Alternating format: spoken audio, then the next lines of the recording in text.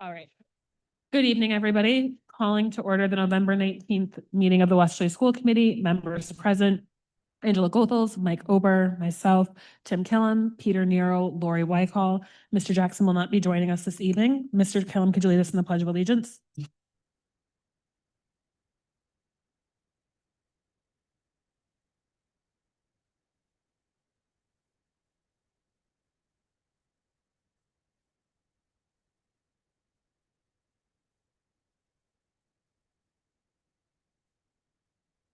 Thank you. Mr. Ober, could you read our mission statement? To create an inspiring, challenging, and supportive environment where students are encouraged and assisted in reaching their highest potential. Thank you.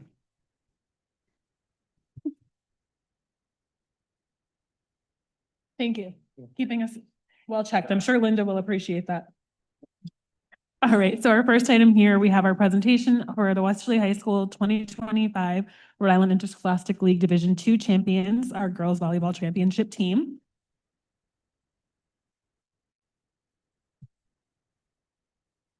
And we do have certificates for all the girls if their coach wants to come up and present those to each.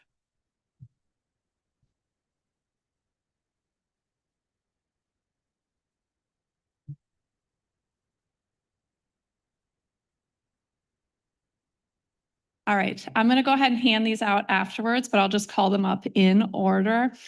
Before I call them up, I just want to really thank the community for all their support.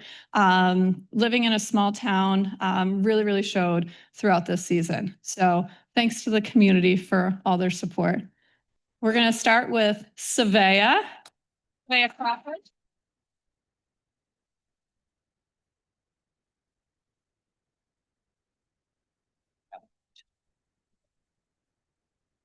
Gemma Fazzaro.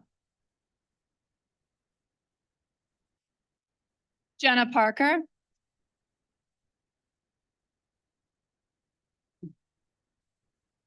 Abby Champlin.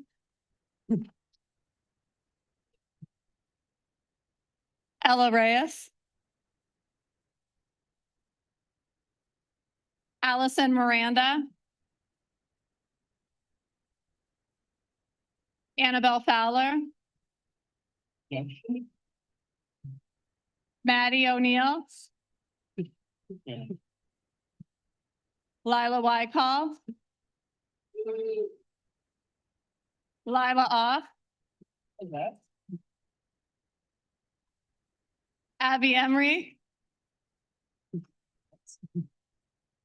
Emerson Federico. And lastly, I'd like to thank Coach Lacey. Thank you.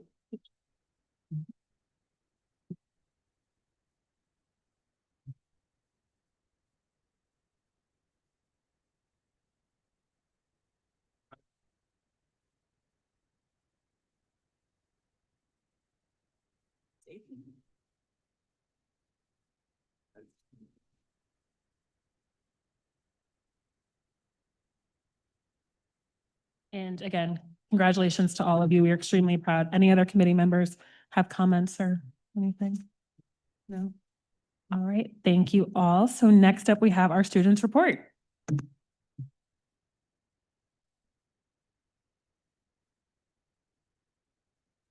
Hello, everyone. As we move into Q2, we've experienced some exciting developments and memorable season events.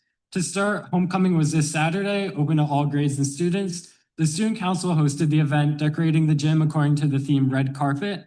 They also set up a spirit week to accompany homecoming, including themes such as Pajama Day, Dress to Impress, Twin Day, Frat Day, and Decade Day. Spirit Week will also continue into next week, culminating in the lead up to Thanksgiving. Our pep club has been meeting to plan out our annual pep rally. This tradition aims to celebrate all of our fall athletes and prepare students for the Turkey Day football game the following day. Our fall athletics ended on a great note with the girls soccer team placing second at the division championship at Rhode Island College on the 8th. The game resulted in a double overtime. It was decided by penalty kicks. Our girls volleyball team also competed on the 8th at Rhode Island College and took home the girls championship title after a well-fought 5-game series. This means our volleyball team competed in all 21 season games and won every match to complete an undefeated season. Congratulations to both teams on their great work. Additionally, our football team advanced to the championship round, which will take place this Sunday in Cranston. They recently beat West Warwick in the semifinal games, achieving a score of 34-6. We're all looking forward to watching the Super Bowl this Sunday. Within the school, many students are organizing community events. Senior CC Saint is hosting a toy and book drive, and she is planning to donate the items to the Johnny Cake Center, Toys for Tots, and Homeless Shelter. Collections end on December 19th and can be brought to the ward main office. On the other hand, the Fellowship of Christian Athletes Club is participating in Operation Christmas Child, collecting items to gift to children in need on Christmas. Skills USA is soon setting up their Giving Tree event to collect winter clothes, and senior Abby Emery completed her toiletry drive for veterans in need. The WHS Stage Dogs are performing the student-led play, Title of Play, a quoted hilarious musical that follows two friends writing a musical about a musical. With the unique help of their friends, they grapple with work, friendship, and artistic goals. The show is 16 plus and contains adult language and humor. The shows will take place on Friday at 7 p.m., Saturday at 1 p.m. and 7 p.m., and Sunday at 1 p.m. in the Babcock Hall Auditorium.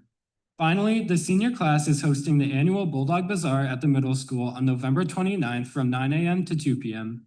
Vendors include local businesses, artisans, and bakers. All are welcome to the event. Thank you for your time. Thank you. Any committee members have any questions or responses? As all of the kids leave out, right? Thank you as always, Brady. We appreciate it. All right, next item here, we have executive session. So I will seek a motion to go into executive session under item RIGL 42-46 and 42-46-5A1 employee job performance and 42-46-5A2 collective bargaining. Any persons to be discussed have been notified and have the opportunity to request the discussion held in executive or open session. Do we have a motion? So moved. Second. Motion and a second. All members in favor? Aye. We'll be back.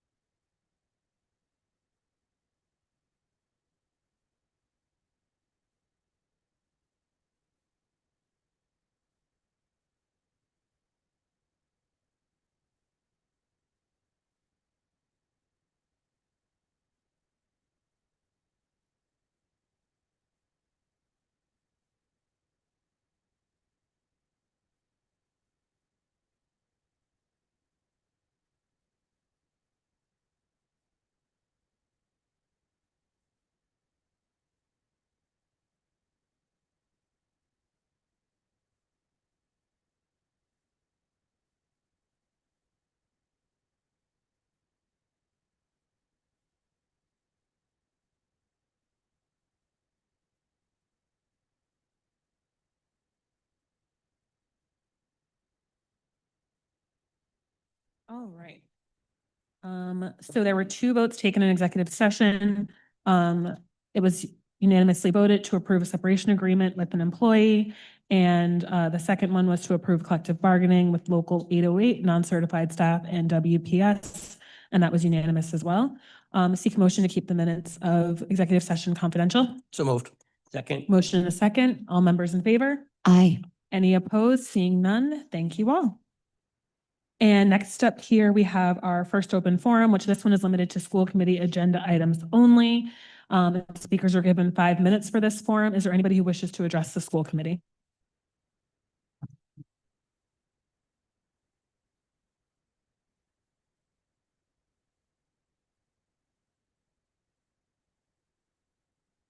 I am Amy Blanchette, lifelong Westerly resident and teacher. I wish to speak about item 12A, the approval of the minutes of the November 5th meeting. I would like to state that the use of the term biological boys to refer to trans girls is derogatory.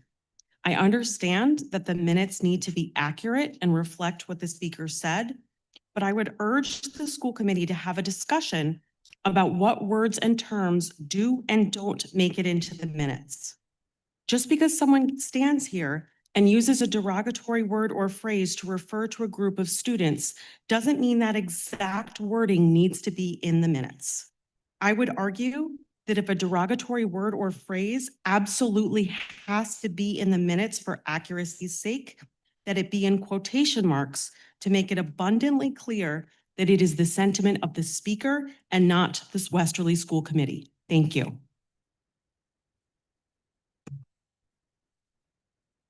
Is there anyone else? All right, seeing none, any committee members who wish to respond? Oh, go ahead, Angela. Thank you so much, Amy. I completely agree. And I would further like to publicly apologize for my use of a term that I understood later to be derogatory as well. And we can discuss that further offline. I don't want to repeat it here, but words matter and we have to be accurate. And your point is very well taken. Thank you. Thank you so much, Amy. I really appreciate you coming up and, it is something to be able to have a conversation about what that does look like. So, we can do our best not to reinforce negative language. Thank you. Right. So next item here, we have our assistant superintendent's report. Thank you and good evening. So first tonight, I want to be sure that I address Mrs. Gothel's comments and questions from last meeting regarding the summative assessment portion of the revised secondary grading policy.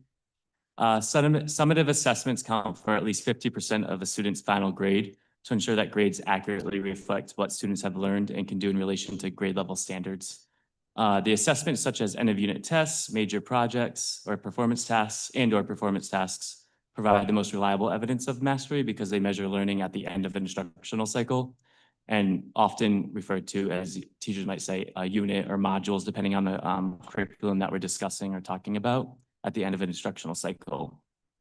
By weighing the summative assessments at least 50%, we ensure that the final grades reflect the actual learning and not just compliance or practice type tasks. So with that said, the policy does promote consistency across grade levels, content areas, and courses so that students, regardless of the teacher they have, experience comparable expectations and grading practices. This reduces bias and ensures that all students are evaluated using aligned and equitable measures. Additionally, just actually recently in the last couple of weeks, I introduced an auditing tool to the secondary principals who have begun using it or will use it with staff to reflect on their grading practices and strengthen alignment with this policy. We continue to reflect on it and review the policy. I just met with the high school department chairs about it with some feedback. We'll do the same thing with the middle school and refine it as we go to ensure that it meets the needs of all the stakeholders involved that it impacts. So if there are any revisions, we'll bring it to school committee or the subcommittee policy. However, we want to address it at the end of the year for next year. As part of our strategic planning and management work, our leadership team has been collecting and reviewing end-of-unit assessments that align with our strategic plan, marking the first time ever that as a district, that we've examined this type of data so comprehensively. We're analyzing the percentage of students scoring 80% or higher on these assessments, which help us make informed instructional decisions that directly impact student achievement. This process also is allowing us to identify gaps to close at the classroom, grade level, and/or course level, so we can course correct when necessary or continue the path forward when the data shows strong progress, especially in the places where we have adopted HQIM. This work has been challenging at every level, and while we have some gaps to address, the commitment and effort of our educators, the teachers, the leaders, building leaders, coordinators, and staff have been truly impressive. And it's important work that hopefully that will drive us to being that school of choice that we referenced back as part of our strategic plan rollout. And finally, our school leaders will be presenting at the next school committee meeting to share out our most recent state assessment results, highlighting both bright spots and areas or gaps to close. We are actively leveraging our new strategic plan and aligning it with each individual school's building plan to ensure that we are making research-based decisions that will move the needle and continue pushing our district in a positive direction. Thank you. Does anybody have any questions or comments for Mr. Maroon? I just want to say, well, when we all were sworn in, it was right around the time that the superintendent and the assistant superintendent made a presentation, and then we had the meeting with the city council. And that was really, really good because there were a lot of good things going on. I know a lot of great things, and I think that's important as we go into the budget season to make sure that we highlight all those things. So you guys did a real great job last year. We want to do the same thing before we go in, because a lot of times when comments were made, I said, if you want a copy of the presentation that we had to show, the gains that we're making, we'd be happy to provide it to the council. Thank you. I just wanted to say, since it was my agenda item, thank you so much, Steve. I appreciate your comments and clarifications. Thank you. And our next item here is our superintendent's report. Thank you, Madam Chair. Just a couple of items. This morning, Facilities Director Mark McKinnon and I joined a meeting of members of the Planning Board and the Town Manager to review the committee's recent submitted capital project requests. There was discussion, and this meeting with the Planning Board is required under the charter, under the most recent revisions of the charter. So there was discussion of the request itself, and including those items voted on by this committee to pave the bus depot lot over there.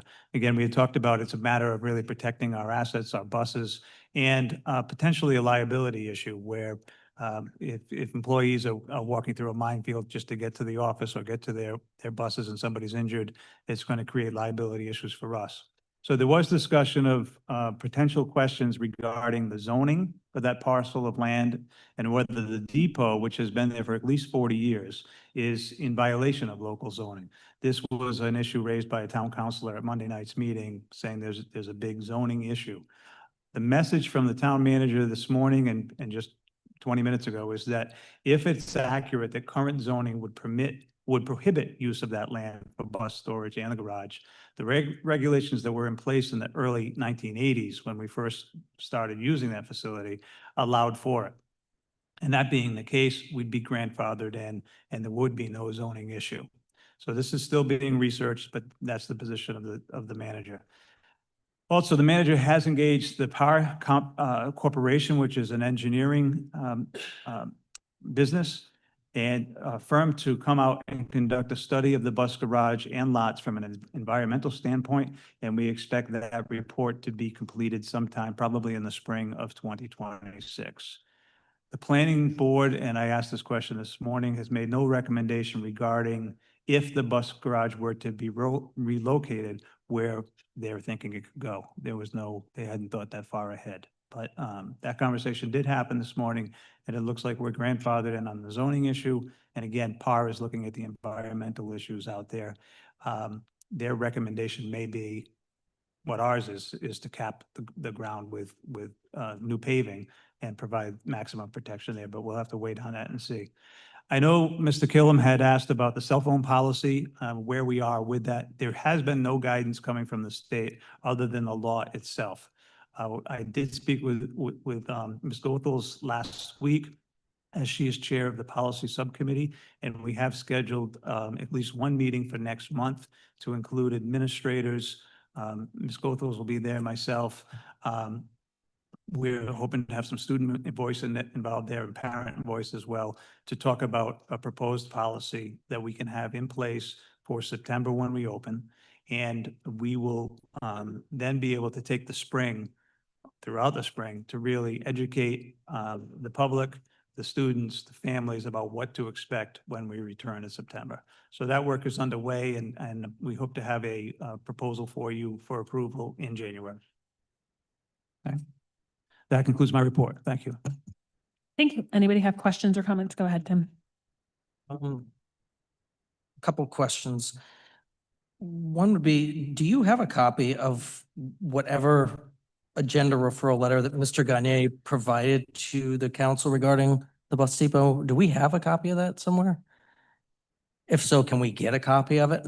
I don't believe I have a copy, but I can certainly ask for one. I'm Sure. just looking at, I looked at their July 15th minutes of the planning board today, and in there, it said he presented a draft letter for the town council expressing the planning board's concerns regarding the bus storage. And then again, on last night, yeah, it stated on there that they sent recommendations to the council on September 12th. I'm just wondering if there's copies that this group can get on them. I will reach out to the manager. Yeah, I'm just kind of curious. on Again, those. we didn't hear anything about it It- until it was discussed at a town council meeting. Right, exactly. And that's why I had those questions. And then one other just quick question. I know you've made offers multiple times to some of the counselors that have concerns about the schools Sure. for tours. Have any of them been taken up? No, not at all. No, Thank you. no. Oh, maybe as a practice, we should have the planning board submit anything they want the schools to, in dealing with school buildings in the future. That way, when the town council gets it, we get it as well. That would make sense. Anybody else? All right. Next item here, we have financial report, no report. No report this evening. All right, so next we will have our consent agenda. So the chair seeks a motion to approve items 12A and B on our consent agenda. So moved. We have a motion. Do we have a second?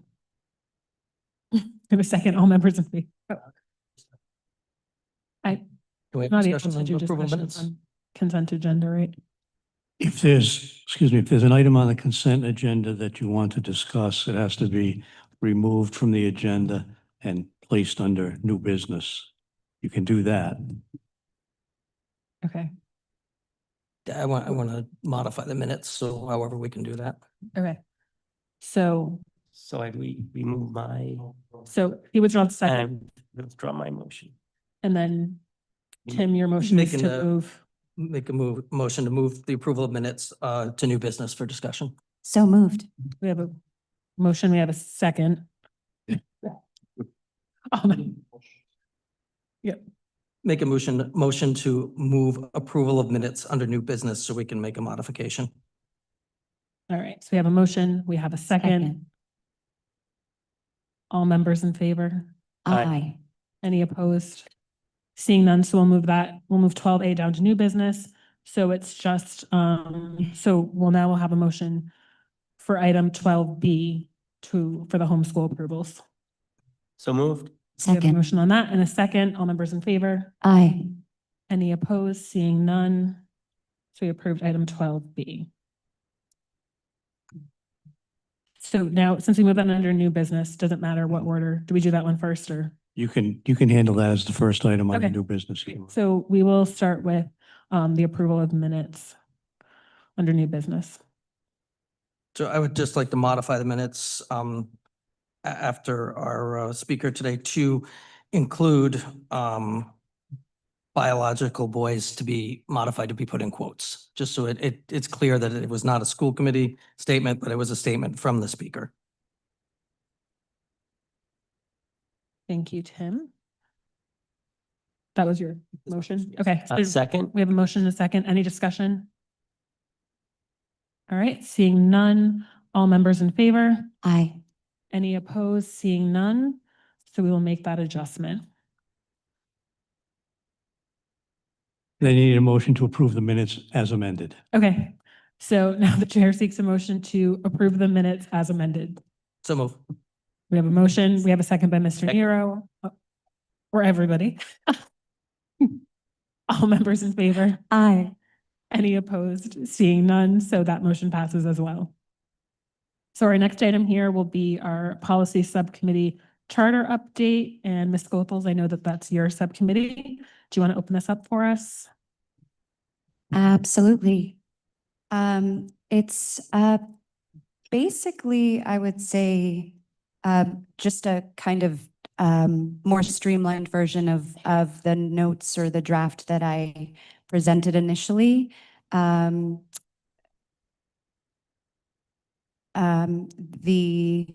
objective of the subcommittee, we were aware of the difference between policy and protocol, so that distinction is in there such that the policy subcommittee would be an umbrella under which protocol would also fall.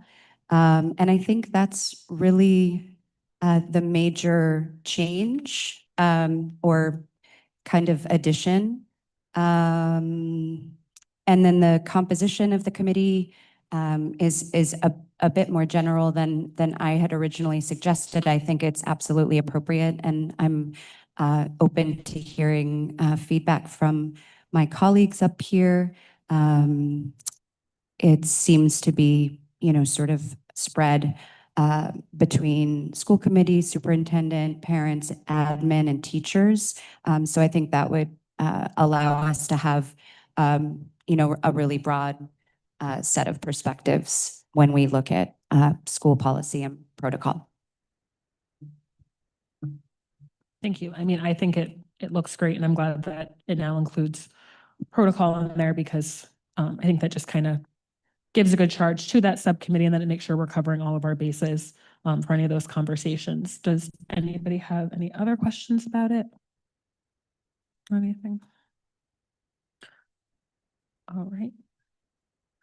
So we will seek a motion to accept the policy subcommittee charter updates as presented. So moved. Second. We have a motion and a second. Any Second. further discussion? All members in favor? Aye. Any opposed? Seeing none, that motion passes. Next item here is our first reading of the donations and gifts policy as updated. And I know there were some things submitted, just changing some language around what types of things could be accepted. So I don't know if anybody has any questions or any additional feedback on those things. Yeah. Yeah. So do we have a motion to waive? Yeah. Do we have a motion to waive additional readings and accept the, I think we have to do two motions, so waive any additional readings of the donations and gifts policy. So moved. Second. We have a motion and a second. Any discussion? All right, seeing none, all members in favor? Aye. Any opposed? Seeing none. So then we will seek a motion to approve the donations and gifts policy as presented. So moved. We have a Second. motion and a second. Any discussion? All members in favor? Aye. Any opposed? Seeing none, that motion passes. Thank you, everybody. All right, so item 14A under old business is our 2026 school committee meeting schedule updated version. And on that one, just the April 15th meeting was moved, not because it's my birthday or anything. There was actually a scheduling conflict, so it was not in vain, I promise. So we seek a motion to accept the 2026 school committee meeting schedule. So moved. We have a Second. motion and a second. Any discussion? Seeing none. All members in favor? Aye. Any opposed? Seeing none, that motion passes. Next item here is correspondence.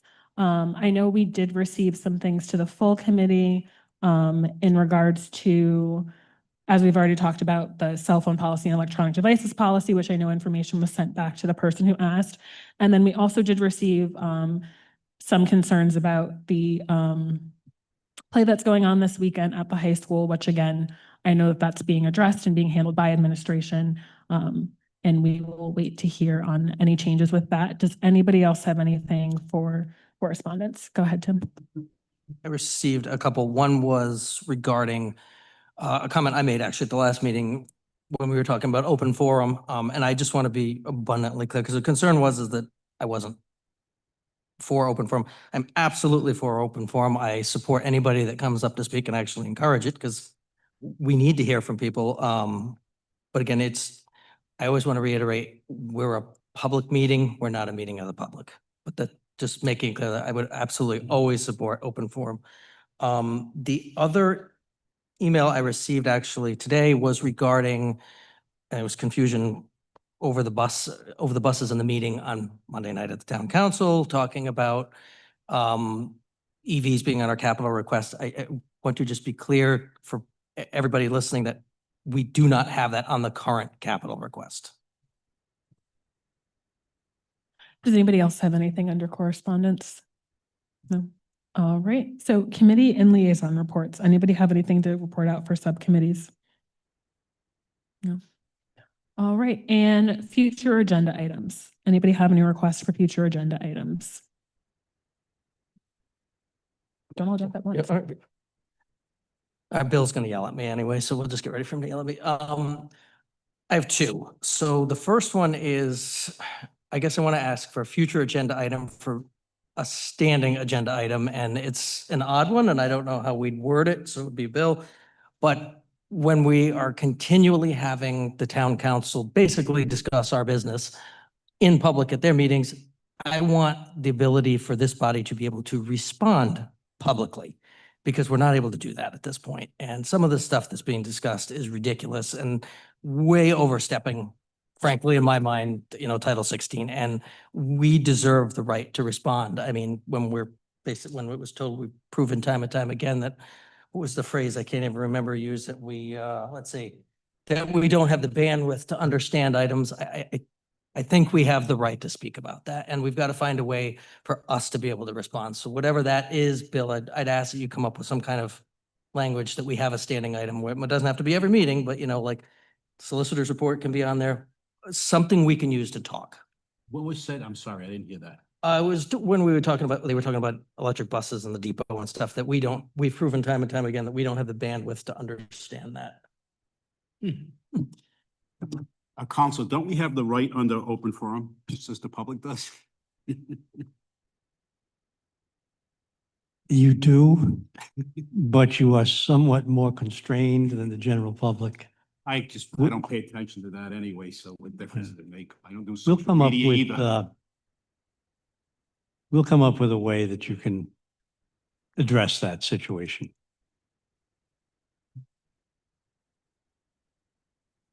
I mean, and to speak to that, we can always respond directly to those counselors and at our joint meetings too.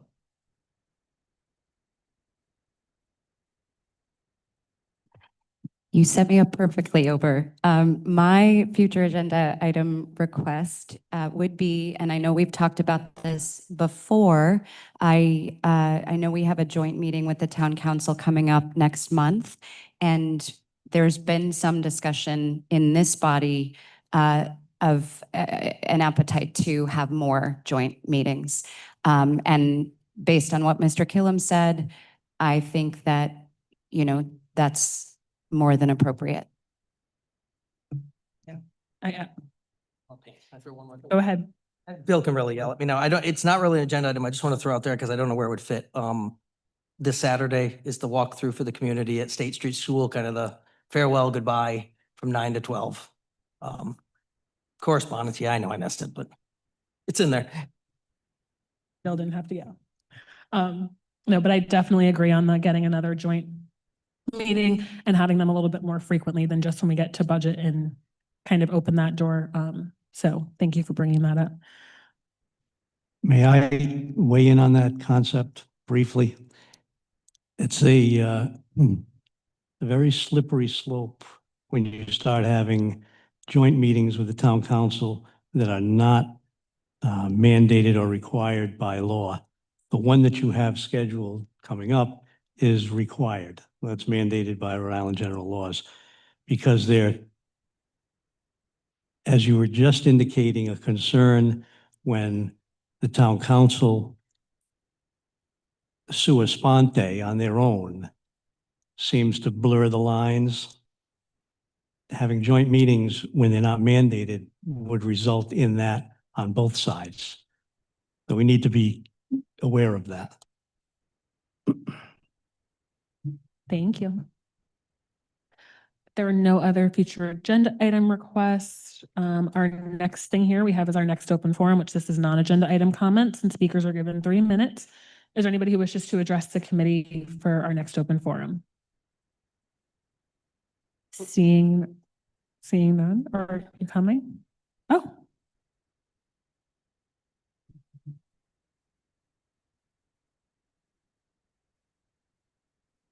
Hi, Alex Healy, 101 Bowling Lane in Bradford. I was not planning on speaking. I agree about the slippery slope of having council and school committee. Let me preface this. I am on the town council. I'm not here on behalf of the town council or in my capacity as a counselor. I apologize. I would love to see more, but I am very concerned about the behavior that has been displayed from counselors. I worry actually about how it might go in a more negative way that I want to avoid. But I think we should find a way to be able to connect better because there's definitely a really large separation. During campaign season, we talked about building or fixing that bridge and walking on it way better. I don't know how else we can do it. But thank you, Tim. Thank you for amending those minutes. You guys are all doing great. I don't know what's missing up here, but it looks really good tonight. It's really, really blue. I appreciate you guys. Thank you. Is there anybody else who wishes to address the school committee? Seeing none, any committee members wish to respond? Go ahead, Angela. Thank you for coming up, Counselor, or I should say Alex, because you're not in your official capacity. Mr. Nardone, your point is well taken. And Alex, I agree. It is a slippery slope, and it's possible that having a standing agenda item, as Mr. Killam suggested, would solve that, in my mind, to an extent, would create an opportunity to set the record straight if need be, to correct misinformation, to clarify things that are statements that are being made publicly, which are simply not true. So that might solve that. I would still advocate for one more meeting with the town council on the budget, because that in and of itself, even in the short time that I've been up here, there seemed to be a lot of miscommunication, misunderstanding, and kind of false statements being made, whether consciously or unconsciously. Thank you. I've never found a city council or a town council ever thought that the school committee was doing the job that they're supposed to be doing. So I take things with a grain of salt over the years. We'll just keep plugging away, getting great test scores, spending the money and being, good stewards of the money for the district, and do our job, okay? And there's certain people that no matter what you do, you're not going to make them happy. So I agree with you, Counselor. It'd be a, kind of a show, so. I'm in agreement with both of you because I agree. It could turn into quite a fiasco. I would advocate, well, like Ms. Goethals said, for probably a second one, more or less just because around budget season, if they have a pile of questions or things that maybe we can get some clarification and then just come back with. But yeah, probably any more than that might be a disaster. So we'll go with that. Thank you so much for coming out, Alex. We appreciate it. And, thank you for reminding us that there are opportunities here to kind of bridge that gap. And I think there's a combination of things that can happen where, more communication regularly between the two bodies, even just to alert each other of what the conversations look like. So, nobody feels like they're being left out, and we have the opportunity to correct statements that may not be true or to share more information if there are questions there. So if there are no other committee members with responses, I will seek a motion to adjourn tonight's meeting. So moved. We have a motion. Do we have a second? Oh, Scott, a second. All members in favor? Aye. Any opposed? Seeing none, have a good night.